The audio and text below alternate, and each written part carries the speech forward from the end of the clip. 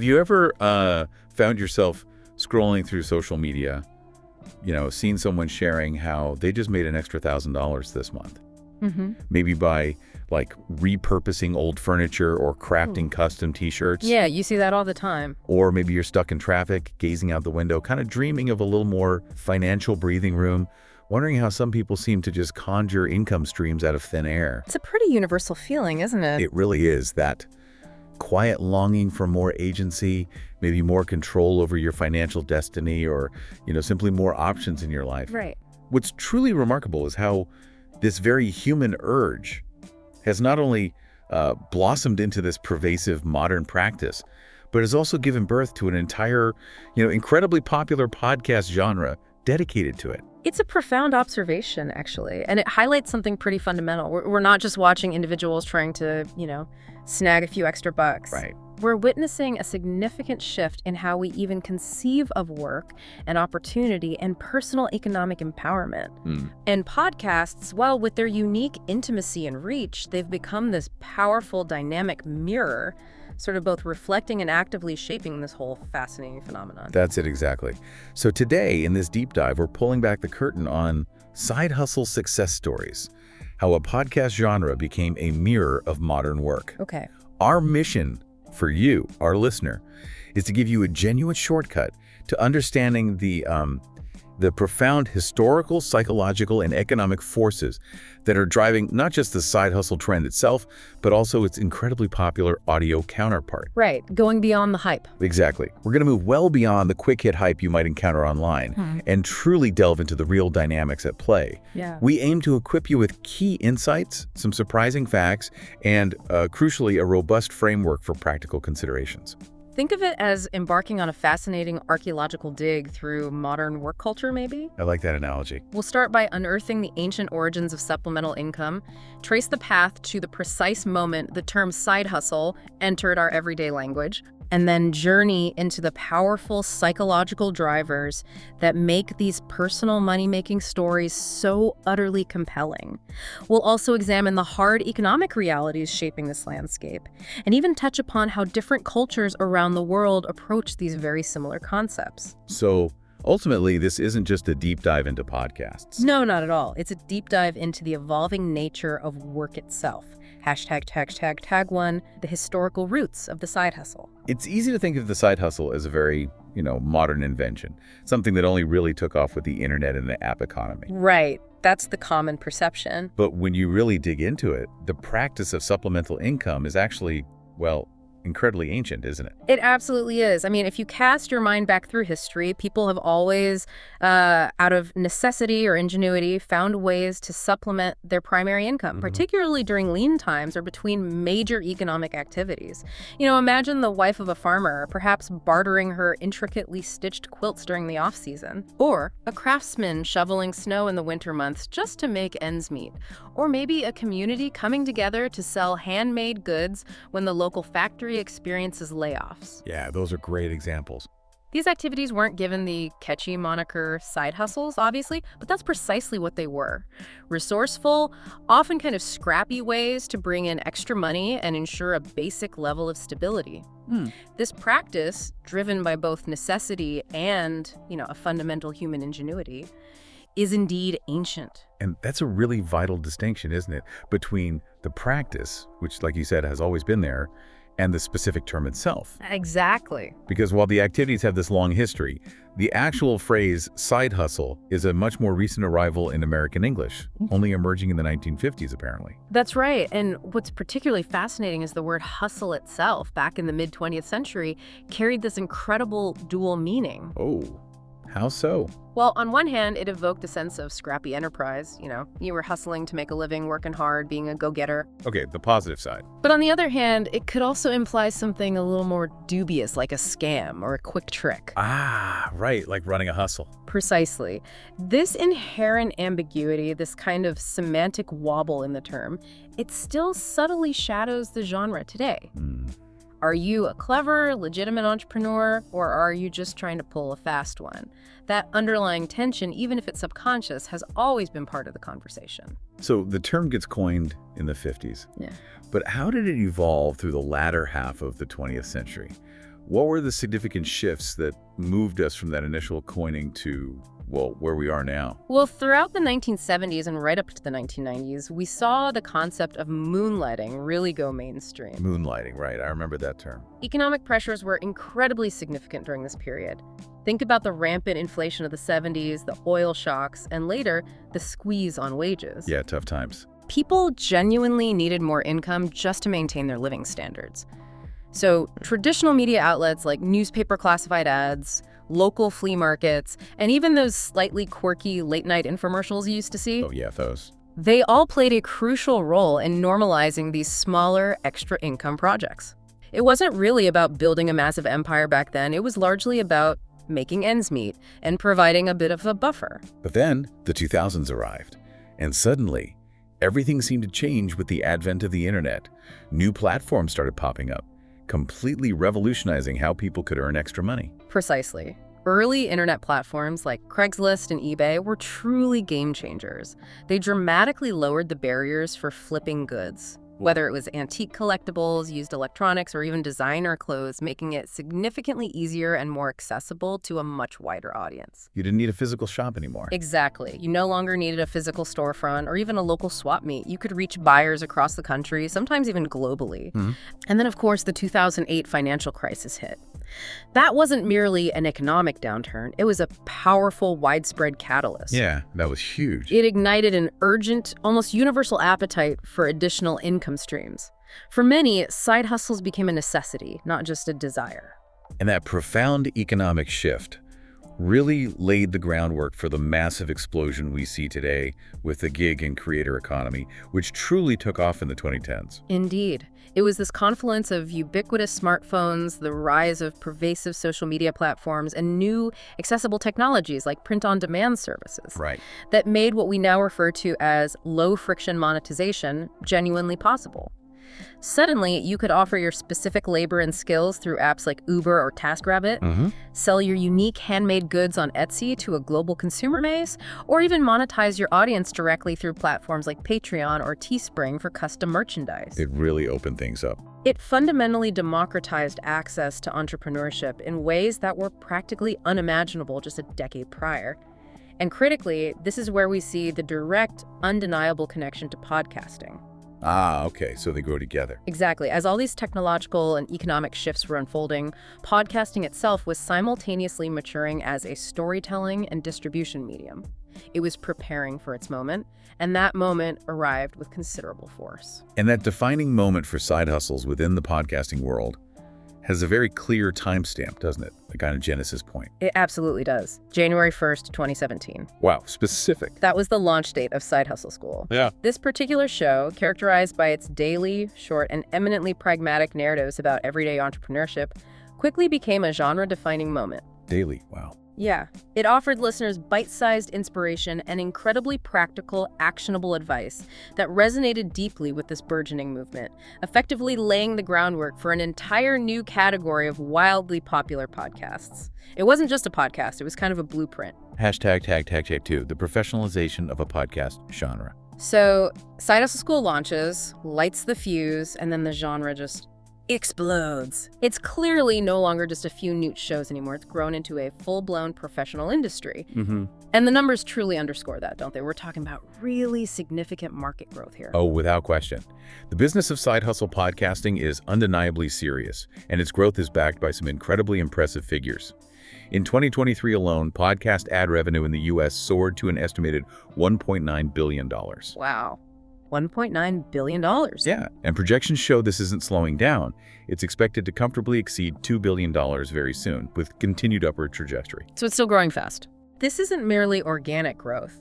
It represents a strategic professional expansion, heavily driven by business and entrepreneurship formats, a category where side hustle content squarely sits and, well, thrives. What makes these specific formats, like the business and entrepreneurship podcasts, such significant drivers for the industry? What's the secret sauce there? What makes them so attractive to advertisers? Well, they attract what we refer to as purchase intent audiences. Purchase intent, okay. When someone tunes into a side hustle podcast, they're not simply passively consuming entertainment.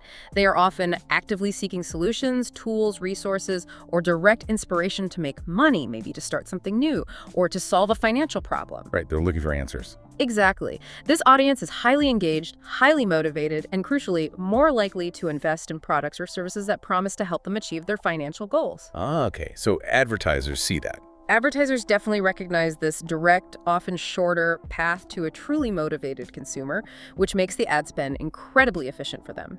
And the sheer unprecedented reach of podcasts today only amplifies this entire phenomenon, doesn't it? Yeah. The audience is just massive. The scale is quite phenomenal. Consider this.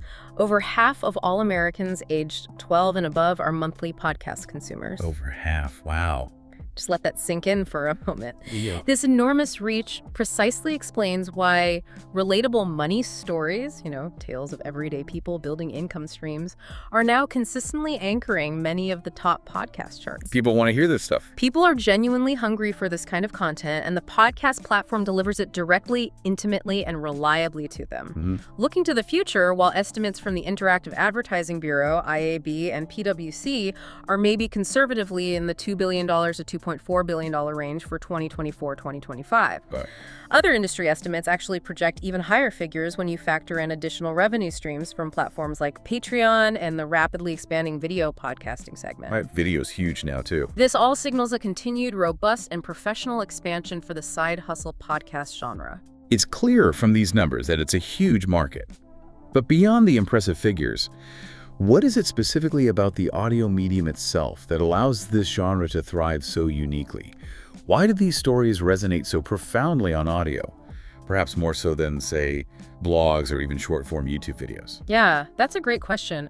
What's truly compelling here is the unparalleled intimacy and the powerful sense of actionability that audio provides. Intimacy and actionability. When you're listening to a podcast, often through headphones during your daily commute or while working out or simply doing chores around the house, it forges this unique, almost personal connection with the host. Right, it feels like they're talking just to you. Exactly. Money talk, which can frequently feel intimidating, maybe formal, or even a bit taboo in other contexts, suddenly feels like a confidential conversation with a trusted friend.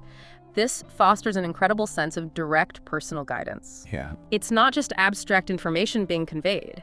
It's practical advice delivered in a way that feels inherently actionable and deeply relatable, making it far easier for listeners to internalize and, perhaps most importantly, to actually act upon. That intimacy you just described really resonates, and it leads us directly into exploring the deeper psychological and sociological reasons why we, as listeners, are so profoundly hooked on these stories. It's clearly not just about the money, is it? There's something much deeper happening beneath the surface. You're absolutely right. There are powerful individual psychological drivers at play here. Let's start with social learning and self-efficacy. Okay. That's a concept prominently advanced by the psychologist Albert Bandura. When you, as a listener, hear a peer, someone who feels relatable and accessible, describe in tangible detail how they successfully bought and flipped 3 old phones and netted a profit of $1,000. Right, a specific example. It doesn't just sound like some distant, unattainable dream. It makes that very path seem genuinely attainable for you. Oh, okay, vicarious mastery. That's vicarious mastery, an action you learn by observing others succeed, which in turn significantly boosts your own belief in your ability to accomplish something similar. It's the powerful internal shift. So hearing a story about someone who feels like a regular person, someone I can identify with, achieving something tangible makes me think, hey, I can actually do that too? That's not beyond my grasp. Precisely. Then there's expectancy value theory. Expectancy value. Got it. This psychological framework suggests that your motivation to pursue a particular goal is heavily influenced by 2 factors. First, how much you expect to succeed if you put in the effort, and second, how much you value the outcome of that success. Makes sense. When a podcast delivers clear, often near-term payoffs, for example, a host detailing how they made $700 from selling 3 custom hoodies this weekend, it dramatically increases both the perceived utility of the effort and your intrinsic motivation to put that effort in. You see the reward clearly. You immediately see a direct, tangible connection between taking action and receiving a desirable reward. And that almost subconscious connection you mentioned earlier, that feeling that the host is a friend talking directly to you, that even has a specific psychological term, doesn't it? It does indeed. It's called parasocial bonds. Parasocial bonds. Okay. This describes the unique, often one-sided, yet remarkably powerful relationship that listeners develop with podcast hosts. They truly become trusted companions during those intimate moments of listening, whether it's on a lengthy commute during a workout or in the quiet hours of an evening at home. Right. You feel like you know them. Yeah. This perceived intimacy and camaraderie significantly boosts persuasion and, perhaps most importantly, the listeners follow through on the advice that's being offered. You trust the voice, and therefore, you're far more inclined to actually implement what they suggest. That makes a lot of sense. Beyond just getting personally motivated, though, these shows also seem to tap into a deeper sociological current, something about how we perceive ourselves and our roles within the broader economy. Oh, definitely. What's truly fascinating from a sociological vantage point is the concept of identity work taking place. Identity work. Listeners are actively engaged in crafting and reinforcing an entrepreneurial self. This is deeply intertwined with the ethos of neoliberal labor, where self-optimization isn't merely a personal choice. It's often implicitly presented as a moral imperative, a duty to constantly improve and adapt. Right. Always be optimizing. The side hustle genre provides this wonderfully convenient and validating space where you can experiment with business ideas, feel productive, and actively cultivate this entrepreneurial identity, all without the perceived, often intimidating risk of completely abandoning your primary job. So it's a safer way to try on that identity. Exactly. It's a powerful way to feel like a modern, agile, and economically empowered participant in a rapidly changing world. So these are the individual hooks. How do these powerful stories and motivations influence the broader community and collective dynamics at play? What happens when lots of people start listening and acting? Well, on a collective level, we observe rapid norm diffusion. Norm diffusion. Okay. Practical tips and strategies, be it the optimal profit margins for custom merchandise, effective tactics for navigating online marketplaces, or even shrewd sourcing strategies for inventory, they spread with incredible speed and efficiency throughout the side hustle community. Like best practices spreading quickly. Exactly. This widespread sharing quickly leads to a standardization of practices where many individuals begin adopting similar, proven approaches because they've heard them working successfully for countless others. It's almost like a shared, evolving playbook is being collectively written and distributed among a large, engaged community. And while it certainly feels like almost anyone can now start a side hustle, does everyone truly achieve the same level of success? Or is there a more complex reality, a kind of catch to this idea of democratized entrepreneurship? That's an absolutely crucial point to consider, and it leads us to the concept of status democratization, which often quickly re-stratifies itself. Okay, what does that mean? On one hand, yes, the barrier to entry for starting a side hustle is genuinely low. Almost anyone can, with relative ease, launch an Etsy shop, try their hand at flipping used items, or offer a service online. Right. Pretty easy to get started. This truly democratizes access to entrepreneurial activity in a way that was historically impossible. However, the outcomes are fundamentally not evenly distributed. Ah, okay. So not everyone wins big. They tend to follow what's known as a power law distribution. This means that a relatively small handful of individuals will achieve truly significant, even spectacular success, while the vast majority will earn much more modest amounts. The classic 80-20 rule, maybe even more extreme. Exactly, often more extreme. Yeah. We see this pattern consistently and clearly in platform data. For example, on online learning platforms like Udemy, where instructors sell courses, the data reveals a stark reality. A tiny fraction earns a lot, and a very large majority earn comparatively little. So the perception can be skewed by the big winners. Very much so. The perception of universal high success can be quite misleading. So we've journeyed through the historical evolution of the side hustle and delved into the deep psychological and sociological reasons why we're so captivated by these stories. But let's bring it right up to the present moment. Why specifically should you, our listener, care about the side hustle phenomenon in 2025? What makes it profoundly relevant to your life and economic landscape right now? Well, the economic landscape, it continues to experience significant shifts, and individuals are feeling these changes directly. There's a persistent underlying economic pressure combined with a growing, widespread desire for greater flexibility in work. Right, flexibility is huge now. We're observing a noticeable increase in multi-job holding across the U.S. In fact, statistics indicate that multi-job holding has been steadily ticking up since 2019, Okay. with recent figures showing that between 5.3% and 5.5% of workers hold more than one job in early 2025. So more people juggling multiple jobs. Exactly. This isn't just an abstract statistic. It reflects a tangible, growing need for additional income streams, or perhaps a proactive desire to build more diversified sources of financial security and resilience in an uncertain world. It's not just for people who might be struggling to make ends meet, is it? We're seeing this trend manifesting in places and professions that might surprise us. Precisely. What's particularly telling about this widespread shift is its broad appeal. We're observing that even individuals in what we might traditionally consider elite professions, those with high salaries and stable careers, are increasingly exploring and dabbling in second or even third income streams. Really? Even doctors or lawyers? Yeah, absolutely. Yeah. This signals that the side hustle isn't a niche phenomenon confined to specific demographics or economic strata. It's a widespread societal shift. It reflects a fundamental change in how people are approaching their careers, their financial planning, and their overall sense of economic agency. It's about building resilience, fostering creativity, and opening up new opportunities, regardless of your current primary income level or professional standing. This broad appeal and activity all directly ties into the absolutely massive scale of the modern creator economy, under which many side hustles naturally fall. That's a critical symbiotic connection. The creator economy is not just large, it's a massive and continuously rapidly growing sector. Current industry estimates for 2024 place its value well into the $150 billion plus range. Wow, $150 billion. This robust, rapid growth projected to continue for the foreseeable future. Side Hustle podcasts, with their intrinsic focus on individual income generation, personal entrepreneurial ventures, and practical business advice, are a thriving, integral component under this much larger creator economy umbrella. So they feed each other. They both directly benefit from its expansion by attracting new participants and a growing audience, and actively contribute to its growth by providing both inspiration and invaluable practical guidance to those looking to join its flourishing ranks.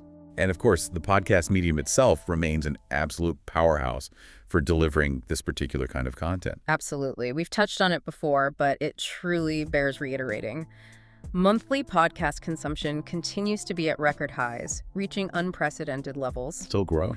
This enduring popularity and engagement make it the ideal, perhaps even quintessential, medium for these intimate, deeply personal, and highly actionable discussions about making money, acquiring new skills, fostering creativity, and forging entirely new opportunities.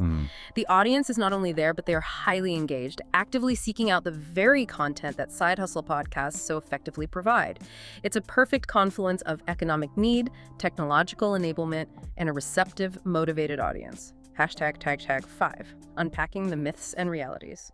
Okay, so with all this excitement and widespread opportunity surrounding side hustles, it's incredibly easy for certain myths to take root, especially when you're just starting out or only hearing the glowing success stories. Right, the hype can be infectious. So let's peel back the layers and unpack some of the biggest myths, examining the often more demanding reality behind them. First up, that ever-seductive, almost magical promise of passive income. Passive income. Yes. It's frequently presented as the holy grail of side hustles, isn't it? Conjuring images of money flowing in effortlessly while you sleep, Exactly, the dream. with virtually no effort required after an initial one-time setup.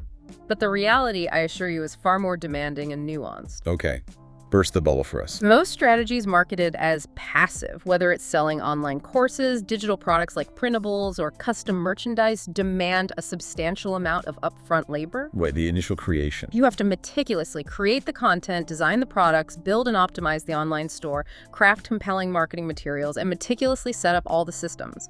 And even after the initial launch, it almost invariably requires ongoing maintenance, regular updates, dedicated customer service, and continuous promotional effort. So not really passive at all then. It's very rarely truly passive. In fact, if you look at the podcasting industry itself, the ad loads in many shows have actually risen, reflecting a less frictionless reality even for successful creators.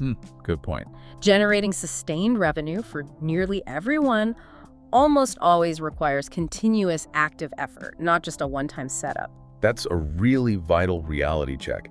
And it brings us to another critical issue we see pop up: survivorship bias. We hear these incredible, almost unbelievable success stories, but what about the vast majority of people who are trying their hand at this? This is absolutely crucial for listeners to understand. Spectacular case studies, while undeniably inspiring and great for engagement, often inadvertently mask the more modest and much more common median outcomes. Right, we only hear about the winners. It's the classic phenomenon of only hearing about the lottery winners, not the millions who bought tickets and didn't win. For a concrete example, consider platform data from Udemy, a very popular online marketplace for courses. Okay, what does it show? It reveals a stark truth. Approximately 75% of instructors on that platform make less than $1,000 per year. 75% make less than $1,000 a year. Wow. Yes, and only about 1% manage to earn over $50,000 annually. Only 1%. That means the overwhelming majority are earning very little, while a tiny fraction are generating significant income.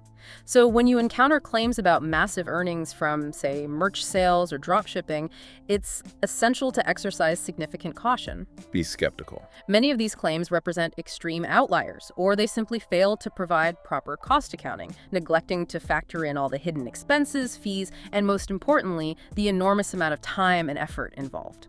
So it's not enough to simply see someone else succeed. You need a much clearer, more realistic understanding of the actual likelihood of that kind of success for you. Precisely. Another harsh reality many creators face is what's called algorithmic precarity. What exactly does that mean for a side hustler? Sounds ominous. It can be, yeah. Algorithmic precarity refers to the inherent, often significant risk that comes with being dependent on a third-party platform for your income, your visibility, or your discoverability. Like relying too much on Etsy or Amazon or YouTube. Exactly. Changes to a platform's rules, sudden updates to their proprietary algorithms, or even subtle shifts in how they prioritize or recommend content can drastically impact a side hustle's viability, sometimes overnight. Think back to the apocalypse era on platforms like YouTube. Oh yeah, I remember that. Where sudden, sweeping changes in advertising policies led to significant, often devastating revenue drops for thousands of creators. This directly pushed them, and in turn, many side hustle podcasts chronicled this very shift toward diversifying their income streams. Right. Adding merch, courses. Things like merch, online courses, and direct audience support via platforms like Patreon, precisely to mitigate that acute risk. It powerfully highlights the inherent vulnerability of building your business model entirely on someone else's digital land, subject to their constantly changing rules. That's a really sobering point. And finally, a point that often gets dangerously overlooked in the rush to inspire and celebrate success: navigating regulatory gray zones. This can have incredibly serious, even legal implications, can't it? It absolutely can, and this is a critical area for caution. Many inspirational shows, in their understandable enthusiasm to motivate, sometimes inadvertently gloss over crucial, often complex details regarding consumer law, tax obligations, proper warranty issues, and even environmental regulations. Stuff that isn't very exciting to talk about, maybe. Perhaps. For example, if you're actively flipping electronics, there are specific consumer protection laws you might be subject to, clear tax implications for sales, and even warranty considerations that you absolutely must navigate. Okay. Similarly, if you're marketing an online course or a digital product, you are legally required to ensure truthful claims and comply with Federal Trade Commission (FTC) disclosures, among other regulations. Right, you have to be truthful. It's simply not enough to be successful. You must also be compliant. Creators, and by extension listeners, must always diligently follow all local laws and platform rules and rigorously avoid any deceptive, harmful, or misleading content or claims. So do your homework. Absolutely. Overlooking these vital aspects can easily lead to serious legal troubles, hefty fines, a loss of platform access, or severely damaged reputation, turning a potentially successful side hustle into a significant and costly headache. It's clear that the side hustle phenomenon is multi-layered and complex, touching upon so many different facets of our modern lives. To truly understand its full scope, we need to bring in diverse perspectives, looking beyond just the how-to. Let's start with how media economists view these very popular narratives. What's their take? Well, media economists are primarily interested in the commercial underpinnings and market dynamics. They largely conceptualize the side hustle narrative as a sophisticated form of how-to infotainment. How-to infotainment. It's educational, it's inherently entertaining, and crucially, it's incredibly effective at converting high-intent audiences. That is, people who are actively looking to start something, to learn a new skill, or to make a purchase into buyers of related products and services. So basically, it's good for business. For economists, this represents a key, powerful driver of ad growth in an increasingly fragmented media market. Industry reports, such as those from the IAB and PwC, consistently forecast steady expansion for podcast advertising through 2026, driven by innovations like programmatic ads, which essentially automate ad buying and selling, as well as video integration and live events. Side hustle content, with its highly engaged, motivated, and often financially active audience, is clearly at the forefront of this significant growth trajectory. So from an economic standpoint, it's a powerful and efficient tool for advertisers looking to reach a very specific, highly motivated demographic. What about sociologists? How do they frame these side hustle stories within their broader understanding of society? Sociologists tend to place these stories squarely within the broader, critical context of what's often referred to as platform capitalism. Platform capitalism. Okay. This framework highlights how value extraction in the modern economy frequently shifts towards creators' unpaid labor and time, and how attention itself has become a primary, highly valuable form of currency. So the platforms benefit from the creators' work. Platforms, in this view, provide the essential infrastructure and reach, but much of the actual labor, content creation, and community building comes from individuals who are, in many ways, actively subsidizing the platform's overarching value proposition. But is it all negative from their view? No, it's important to note that this isn't an entirely negative or one-sided perspective. Sociologists also readily acknowledge the inherent paradox. While these platforms may indeed extract value, they simultaneously enable an unprecedented scale of micro-entrepreneurship. Okay. The other side of the coin. Small-scale individual ventures that were simply impossible before the rise of these digital platforms in the 2010s. They effectively unlock new opportunities for individuals to build small businesses and create entirely new income streams that would have been inaccessible in more traditional economic models. So it sounds like a kind of double-edged sword then. New avenues for opportunity, but also new forms of labor and shifts in how value is exchanged. From the perspective of behavioral scientists, how do these podcasts specifically impact our actions and decision-making? What makes us actually do something? Behavioral scientists are particularly interested in the underlying psychological mechanisms that actually drive human action. They strongly highlight the critical role of implementation intentions and what they call fresh start effects. Implementation intentions and fresh start effects. Weekly podcast episodes, especially those that offer direct, pragmatic, and highly actionable advice, provide regular, consistent prompts for listeners to engage in small experiments. Like Little Simons. Exactly. For instance, an episode might suggest, this weekend, why not test out selling a $29 printable digital product? These regular, low-stakes calls to action, when combined with the psychological boost of a fresh start, such as the beginning of a new week, a new month, or even a new year, Right, like a New Year's resolution effect. lead to compounding effects over time. Each small, successful experiment builds confidence, accumulates valuable experience, and gradually propels listeners closer to their overarching side hustle goals.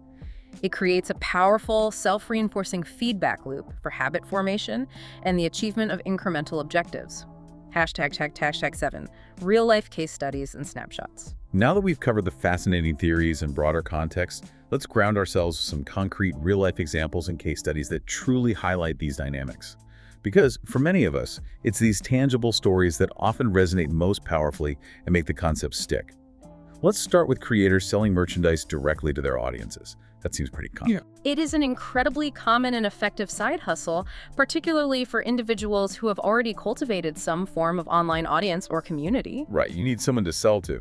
Creators frequently report receiving meaningful royalty checks from services like Merch by Amazon and similar print-on-demand platforms. While it's always vital to reiterate that these examples are often not typical for everyone, Yeah, the caveats. public posts and transparent reports from successful creators do show that monthly earnings in the $5,000 to $10,000 range are possible for some once they've achieved significant scale and built a dedicated following. That's still significant money, though. Absolutely.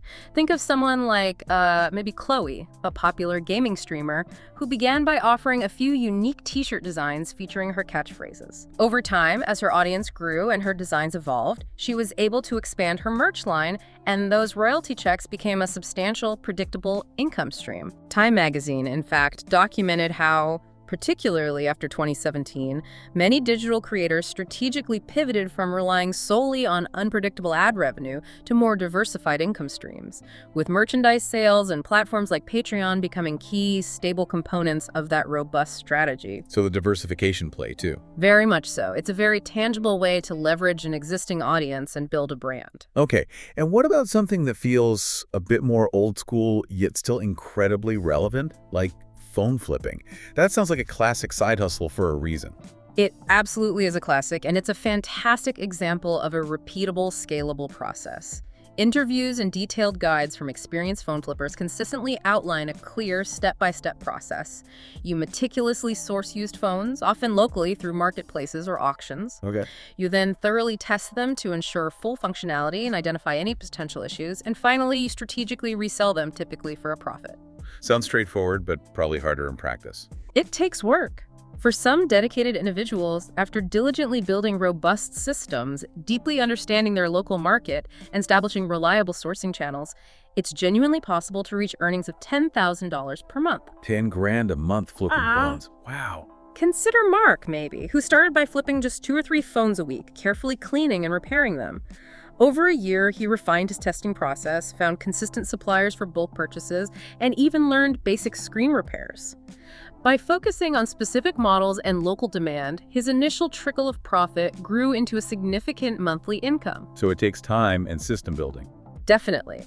However, it's crucial to acknowledge that the income range in this field is incredibly wide, and the risks can vary significantly based on market liquidity, the specific models you're dealing with, and the ever-present risk of fraud from either buyers or sellers. Right. Gotta watch out for scams. Absolutely.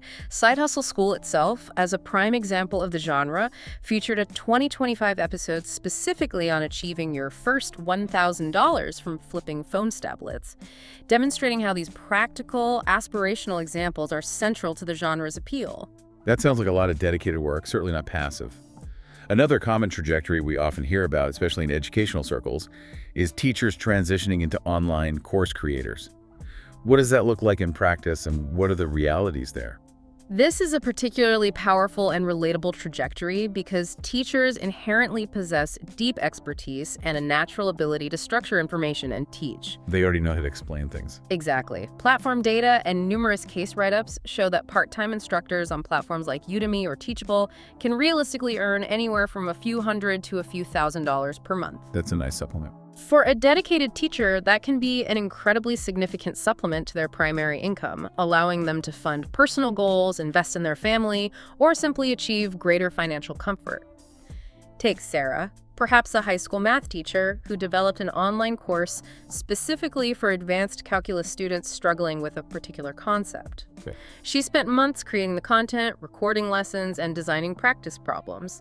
Once launched, it wasn't an instant 6-figure hit, but it steadily brought in $800, $1,500 extra each month, allowing her to pay off student loans faster. That's still life-changing money for many people. It can be. However, as we discussed earlier, it's absolutely crucial to remember that the median income for course creators is often far lower than these inspiring success stories. Right, back to the median versus the outlier. Only a relatively small minority of course creators truly manage to achieve 6-figure incomes annually. The perception of universal high earning potential is often heavily skewed by these successful outliers. That's a really important caution to end on with these case studies. It sounds like success is definitely possible, but it requires a very clear-eyed approach. Indeed, it is absolutely vital for listeners to remember that individual income claims encountered online, or even within these podcasts, are often unverified and can be highly misleading. Don't believe everything you read or hear. Before attempting to emulate any side hustle, you must diligently conduct your own critical evaluation of the methods involved, meticulously calculate all potential costs encompassing both time and financial investment, and rigorously ensure full compliance with all relevant local laws and regulations. Do your homework. Protect yourself. Due diligence is not merely recommended here. It is an indispensable and non-negotiable step to protect yourself and ensure genuine, sustainable success. These insights and case studies we've explored thus far are largely drawn from a Western, particularly American context. But the fundamental human urge for supplemental income, for greater financial agency, and for entrepreneurial action isn't limited by any national borders. How do other cultures around the world approach these similar concepts, and what unique flavors do they add to the global side hustle tapestry? This is truly where the cultural nuances become particularly compelling, showing how universal economic forces profoundly intersect with unique local frameworks and societal values. Let's journey to China first and explore the fascinating phenomenon of /youth. /youth, like with a forward slash. Exactly. This term refers to a growing demographic of individuals who define themselves by their careers. For example, they might be an engineer freelance writer, or a lawyer part-time chef, or a marketer online tutor. Ah, okay. Wearing multiple hats. They are multi-identity earners, diligently piecing together various income streams to build a diversified portfolio of work and skills. This trend is deeply connected to several complex economic and social factors in China, including persistently high youth unemployment rates and a pervasive societal anxiety known as Nirwan, or involution. Nirwan. Involution. What's that? It describes a feeling of being trapped in an intensely competitive, often exhausting cycle with diminishing returns, like running faster just to stay in the same place. Oh, okay. Intense pressure. While entrepreneurship and flexible work are culturally valorized in China, often seen as a path to personal freedom, creativity, and innovation for many, they are also a very pragmatic, often indispensable coping strategy for navigating significant economic uncertainty and intense competition. So it's both an aspirational choice for personal fulfillment and a very real pragmatic necessity for economic survival. What about Japan, a country renowned for its strong, often traditional work culture? How do they approach the idea of side income? In Japan, we observe the concept of fukugi, which directly translates to side jobs or secondary work. Fukugi. Okay. There has been a discernible and growing acceptance of these side jobs in recent years, representing a significant cultural shift away from the more traditional, lifelong, single-employer loyalty that has long characterized Japanese corporate culture. So things are changing there, too. They are. However, unlike the more open and often celebrated approach you might see in some other countries, workplace approval and specific company policies regarding fukugi vary quite significantly by employer. So it depends on your boss or company. Very much so. This nuance deeply influences how publicly individuals discuss their side hustles. Many still prefer to keep them low profile or discreet to avoid any potential issues, conflicts of interest, or cultural friction with their primary workplace. It's a much more nuanced, often less overt, and frequently more carefully navigated approach than what you might typically observe in, say, the United States. Interesting. And then there's India, with its widely recognized Jugaad ethos. How does that unique cultural trait align with and manifest in the world of side hustles? India's Jugaad ethos is truly captivating because it embodies the spirit of frugal, improvised innovation, essentially, finding clever, often ingenious, makeshift solutions with inherently limited resources. Like MacGyvering solutions. Exactly. This deeply ingrained cultural trait aligns incredibly well with the nature of many low-capital side hustles and gig work, where resourcefulness, adaptability, and creative problem-solving are absolutely paramount. It's widely celebrated for its ingenuity and its remarkable ability to solve immediate problems effectively and creatively. Can you give an example? Sure, think of a street vendor who customizes their cart with salvaged parts to offer a unique product. Or a small repair shop owner who devises a new tool from household items to fix a specific gadget. Right, very resourceful. However, Jugaad is also seen as a double-edged sword. While it powerfully highlights individual brilliance and entrepreneurial spirit, it can also be criticized when it inadvertently normalizes makeshift solutions and potentially distracts from the more pressing need for broader systemic structural reforms to address underlying economic and social issues. So it solves the immediate problem, but maybe not the root cause. Precisely. It's a powerful cultural trait that both uniquely empowers individuals and, at times, may subtly defer more fundamental long-term systemic changes. So we've journeyed through history, explored psychology, delved into economics, and even touched upon global cultural variations. Now let's bring all of this together with a critical analysis of the side hustle podcast genre itself. What are its core strengths and the undeniable benefits it offers to the listener? Well, one of the genre's most profound strengths is its inherent relatability. We've talked about that earlier. By consistently featuring ordinary protagonists, people like teachers, students, graphic designers, or busy parents, not just the archetypal Silicon Valley titans or venture-backed founders, it significantly lowers psychological barriers for listeners. Right. It makes it feel possible. You hear someone just like you, someone with similar challenges and resources describing their journey to success, and it profoundly cultivates the thought, if they can do it, why can't I? This fundamental relatability is an incredibly powerful and often underestimated motivator. Hand in hand with that is the genre's strong emphasis on actionability. These podcasts don't just inspire with abstract notions, they frequently provide direct, eminently transferable tactics. The practical steps. Listeners learn about specific pricing strategies for their products, practical advice on where and how to source materials efficiently, or step-by-step guides on setting up an online storefront. This practical, granular, and immediately applicable guidance is immensely valuable for anyone looking to make a concrete start. And it creates a sense of ongoing support and momentum, doesn't it? Beyond just the initial spark. It absolutely does. The regular cadence of episodes, often weekly, can effectively function as psychological sprints. Little bursts of motivation. By consistently delivering fresh content, sharing new stories of progress, and offering timely tips, these shows foster a powerful sense of community and accountability. You begin to feel like you're part of a larger movement, a collective journey, and that regular input from the hosts and the broader community subtly but effectively encourages consistent action, transforming abstract goals into manageable, concrete, and often enjoyable steps. But like any phenomenon that gathers this much momentum and widespread appeal, there are also inherent weaknesses and significant risks that listeners absolutely need to be keenly aware of. What are the main pitfalls to watch out for? The first, and arguably most significant risk, is that of cherry-picking and pervasive hype. Right, the survivorship bias again. As we discussed with survivorship bias, the genre has a natural inclination to highlight the outliers, the spectacular, often viral success stories, which can, unfortunately, severely skew listener expectations.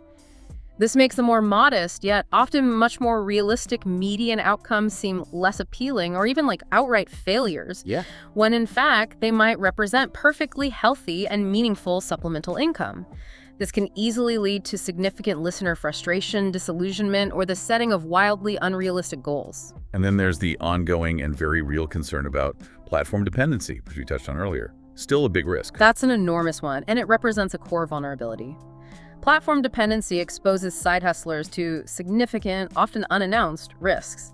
A sudden, unpredicted shift in a platform's algorithm, unforeseen changes to its fee structure, or even a widespread brand safety shock can literally collapse an entire business model overnight. Your whole income stream wiped out. It's akin to diligently building your meticulously crafted castle on someone else's rented land.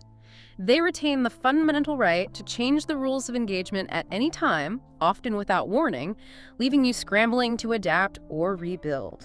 And the regulatory and compliance gaps we mentioned earlier also fall squarely into this risk category, I imagine. It's easy to get caught out if you're not careful. Absolutely. The relative ease and low barrier to getting started can paradoxically lead to a dangerous oversight of crucial, often legally binding aspects like taxes, consumer protection laws, and clear disclosure rules. The boring but essential stuff. Many inspirational stories, while genuinely well-intentioned, often don't delve into the nitty-gritty complex details of legal and financial compliance, leaving listeners vulnerable to significant future issues, from hefty fines to legal action, if they don't diligently perform their own comprehensive due diligence before and during their ventures. And finally, a very human concern, and one that's particularly relevant in our always-on world: well-being.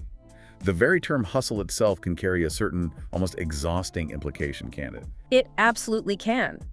The pervasive hustle narratives, while inspiring, can inadvertently normalize burnout or subtly encourage unsafe shortcuts if they're not explicitly balanced with robust discussions about establishing healthy boundaries, prioritizing self-care, and implementing sustainable, long-term practices. Yeah, the hustle culture can be toxic. The intense pressure to constantly be on, to maximize every single waking moment, or to relentlessly pursue growth can be incredibly detrimental to both mental and physical health.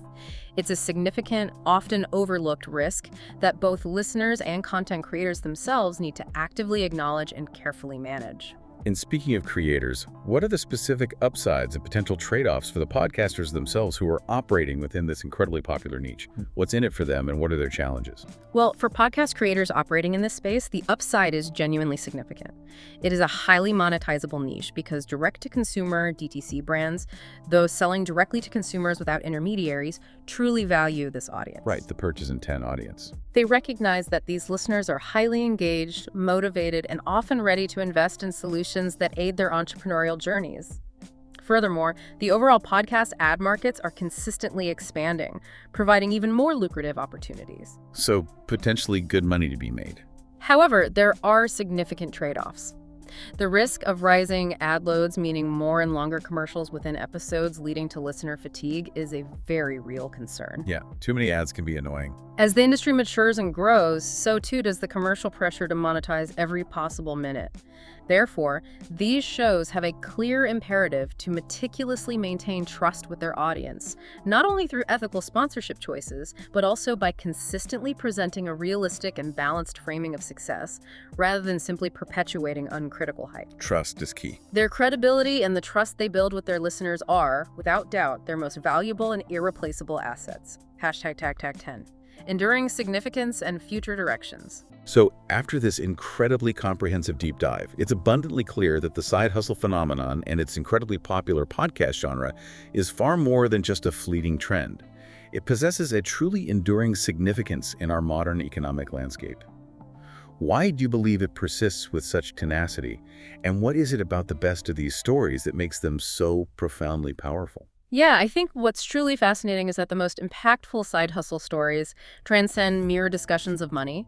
They are, at their core, powerful rights of agency. Rights of agency, I like that. In a world increasingly characterized by volatile wages, shifting job markets, and sometimes fragile institutional structures, these narratives provide listeners with a vital mental and emotional space to rehearse a different, more empowered future. They powerfully demonstrate the profound possibility that I can test, I can learn, and I can build something meaningful, all without needing explicit permission from a traditional employer or institution. This aspect is profoundly democratic, offering individuals a tangible sense of control, self-determination, and personal initiative in an increasingly complex and often unpredictable economic environment. It sounds like it's about empowering people to become the actual authors of their own economic lives, taking control rather than just reacting. Exactly. The genre is actively engaged in reimagining economic participation, but crucially at a truly human scale. It deliberately treats listeners not as passive consumers of advice, but rather as active authors of experiment. Authors of experiment. Encouraging them to strategically take small, often reversible bets that, compounded over time, can significantly and positively alter the trajectory of their lives. These are not typically grand, all-or-nothing ventures. Instead, they are incremental, iterative steps that incrementally build skills, foster confidence, cultivate resilience, and ultimately generate entirely new income streams, often tailored to their specific passions and talents. Looking ahead then, what are some potential future directions or intriguing open questions for this genre and the broader side hustle landscape? How might it continue to evolve from here? Where do we go next? Well, I believe we'll see a significant evolution from merely providing stories to scaffolding. Stories to scaffolding. Meaning shows will likely evolve to incorporate much more robust and verified resource hubs, comprehensive due diligence checklists, and far more transparent profit and loss P&L statements for featured case studies. More transparency, more tools. This would directly counteract the survivorship bias we discussed, providing a more balanced, realistic, and actionable view for listeners. Another significant open question revolves around credentialing and enhanced consumer protection. Okay, like standards. As an increasing number of listeners act upon the advice given, will soft standards or informal industry benchmarks emerge? Things like ethics codes for creators, independent audits of income claims for transparency, or more explicit affiliate transparency to build and maintain trust in an increasingly commercialized space. That would be interesting to see develop. And considering our earlier discussion about global perspectives, do you anticipate seeing even more international stories influencing the genre and its content? Absolutely. I predict a definite increase in /youth and Jugod-inflected narratives entering mainstream English language feeds. This globalization of the genre will naturally localize tactics and strategies for incredibly diverse legal, economic, and cultural terrains, offering entirely new perspectives and innovative approaches that transcend traditional borders. It will vividly reflect the ingenuity and adaptability of a global community continually adapting to the realities of modern economic life. It will certainly be a fascinating evolution to observe and participate in. Hashtag #outro. Wow. This deep dive has truly taken us on quite a journey, hasn't it? It really has covered a lot of ground. We've traveled from the ancient, fundamental practice of supplemental income to the precise coining of the term side hustle in the bustling 1950s, through the transformative digital revolution, and right into the thriving, influential podcast genre that acts as a profound mirror to our modern work lives. We've meticulously explored the psychological hooks that draw us in, confronted the economic realities that shape our decisions, and even gained insight into the fascinating global variations of this universal human drive for agency and financial flexibility. Yeah, the cultural takes were fascinating. We've diligently unpacked some of the most pervasive myths, confronted the often starker realities, and considered how various expert perspectives, from economists to sociologists and behavioral scientists, all view this complex phenomena. It's been a truly potent mix of inspiration and pragmatic, often challenging reality. The core message, I believe, is now clearer than ever. It's not simply about earning more money. It's profoundly about earning wisely and with purpose. Wisely and with purpose, yeah. It requires deep critical engagement, a comprehensive understanding of the true effort and time involved, and a keen, unwavering awareness of the inherent risks and crucial regulatory requirements. And as we thoughtfully wrap up this deep dive, I want to leave you, our listener, with a compelling thought to ponder. In a world increasingly defined and driven by individual agency and the relentless pace of change, what kind of small, reversible bets might you personally be ready to author in your own life? That's a great question to leave people with. And as you consider those possibilities, how will you thoughtfully incorporate the invaluable lessons of transparency, legality, and personal well-being that we've so thoroughly explored today?